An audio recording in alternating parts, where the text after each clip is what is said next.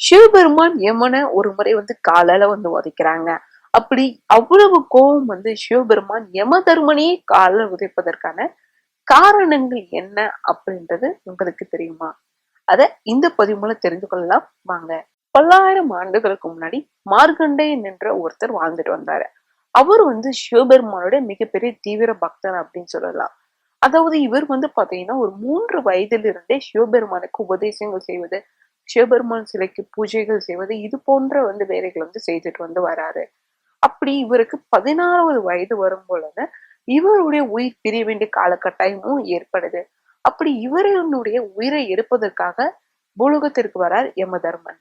அப்படி யமதர்மன் பூலோகத்திற்கு வரும் பொழுது மார்கண்டேயனுடைய உயிரை எடுப்பதற்காக பாசக்கயிறை வீசும் பொழுது மார்கண்டேயன் சிவலிங்கத்தை நோக்கி வேண்டிக் கொண்டிருந்தான். அப்பொழுது இதை உணர்ந்த மார்கண்டேயன் தவறுதலாக கீழே விழ, அப்போ அந்த பாசக்கயிறு, அதாவது யமதர்மன் வீசிய பாசக்கயிறு சிவலிங்கத்தின் மீது விழுந்துருது. சிவலிங்கத்தின் மீது யமதர்மன் பாசக்கயிறை வீசியதுனால கோபம் அடைந்த சிவபெருமான் என்ன பண்றாரு, அவருடைய உருவில தோற்றுவித்து தன்னுடைய கோபத்தை வெளிப்படுத்துறாங்க.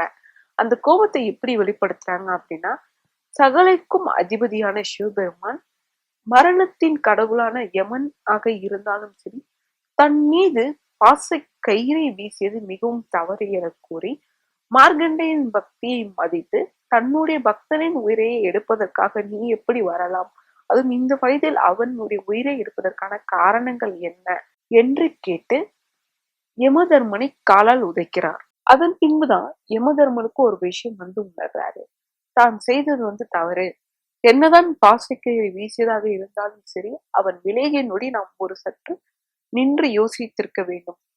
யமதர்மனின் மீது, அதாவது சிவலிங்கத்தின் மீதே பாசக்கயிறை வீசியது தவறு என்று இதை பின்புதான் யமதர்மன் தன்னுடைய தவறுதலை உணர்றாங்க.